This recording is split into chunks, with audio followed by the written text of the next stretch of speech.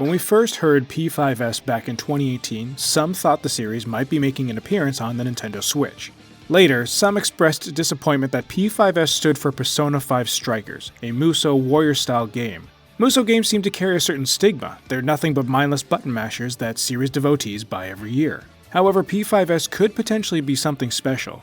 Musou games in recent years have done a fantastic job representing the essence of their target crossover series. Persona casts are beloved by their fans, and spending more time with them is always exciting, especially if the Musou title is announced as a sequel like Persona 5 Strikers. How would a sequel to a Persona game look outside of what's been previously done? A few months after the end of Persona 5, the Phantom Thieves have gathered together once again to hang out during summer vacation. However, their reunion is happening right as strange events begin to take place across Japan. They discover that the metaverse has somehow returned, and the police are looking at the Phantom Thieves as the primary suspects for these strange occurrences.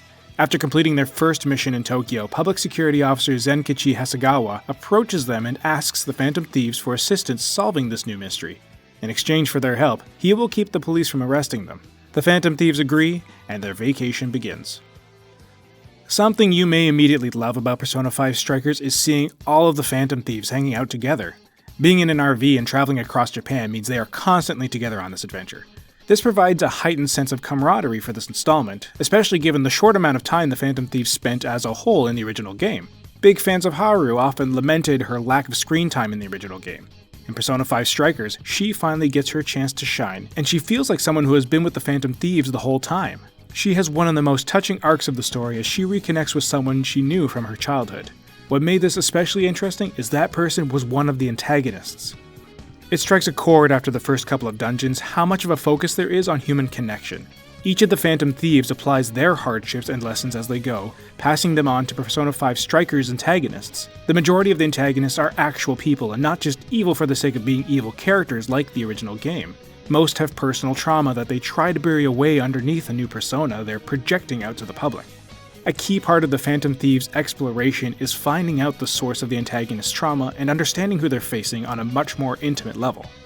Not only are the Phantom Thieves saving the antagonist's victims in this game, they're also saving the antagonists themselves. These antagonists all started with noble goals before becoming twisted along the way. Between this game and Persona 5 Royal's new final boss, this is a welcome direction for portraying villains as flawed human beings.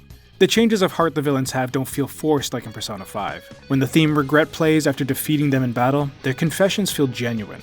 This also contributes greatly in developing Sophia, the new AI assisting the Phantom Thieves on this adventure. Her goal is to be humanity's companion, so she makes understanding the human heart one of her top priorities. Such a heartfelt story coming out of this game is unexpected, but it might be one of the best from Omega Force.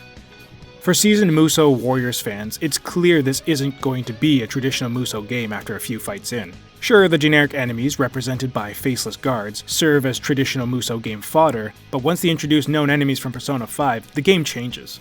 Some Musou games, like Hyrule Warriors or Fire Emblem Warriors, approach captain-level enemies differently, and in Persona 5 Strikers, captains are those familiar Persona 5 enemies. They have a decent amount of health, and some have a type of break-a-gauge to get through before you can knock them down. They're not enemies you can slash away at with no resistance. They require thinking and fast reaction times because, like in Persona 5, enemies can pick on your weaknesses. Being challenged like this in a Musou game isn't all that common, since in most Musou games, you can mash buttons and still be an overpowered monster.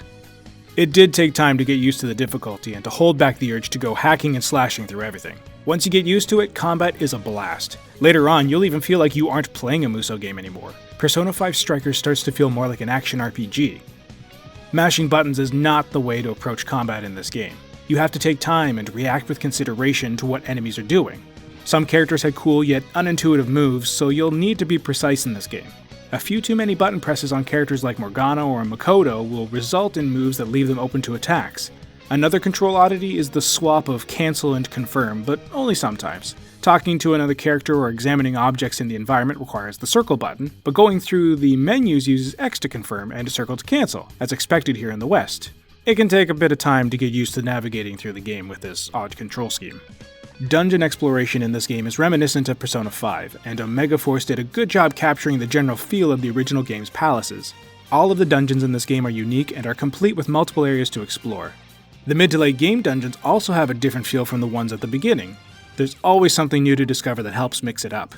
While the difficulty kept pace for the most part, the first dungeon is the hardest, which seems pretty typical of Atlas RPGs.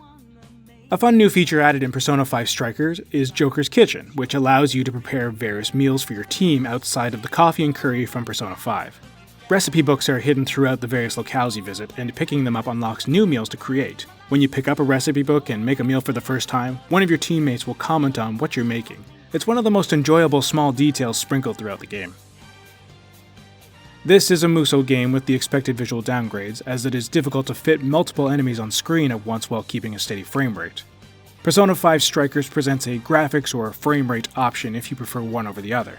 Graphics will bring the game up to par with how Persona 5 looks, while frame rate will keep the game running smoothly. Playing it on the base PS4, it may be entirely possible to pick graphics without sacrificing the frame rate on stronger machines like higher-end PCs, PS4 Pro or PS5. Most of the time, frame rate was turned on, as experimenting with graphics while walking around town and the regular townspeople caused frame rate drops. The textures look off, but other than that, the game still exudes Persona 5's vibrant style in the menus and the flashy combat. One of the reasons for the delay with the Western release of Persona 5 Strikers was delayed dubbing due to the complications arriving from the COVID-19 pandemic. Launching with the English dub was, of course, a big factor in the localization process. After all, fans are used to the familiar English voice actors, and they all return to reprise their roles. Persona 5 Strikers has dual audio, of course, so fans can choose whichever dub they prefer. Both are fantastic.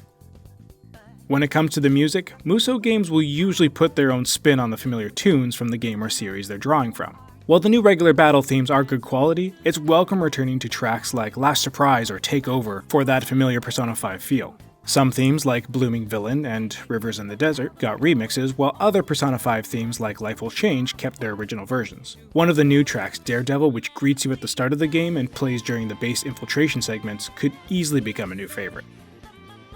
Calling Persona 5 Strikers just another Musou game would be a disservice. It's definitely recommended you give it a shot if it was on your radar at all, since it provides an experience so removed from regular Musou games, and reuniting with the Phantom Thieves for more adventures seems to guarantee a fun time. Just one more spin-off to go before Persona 5 matches Persona 4's record. Will we see more of the Phantom Thieves in the future? Who knows? All we know for sure is that we're on board.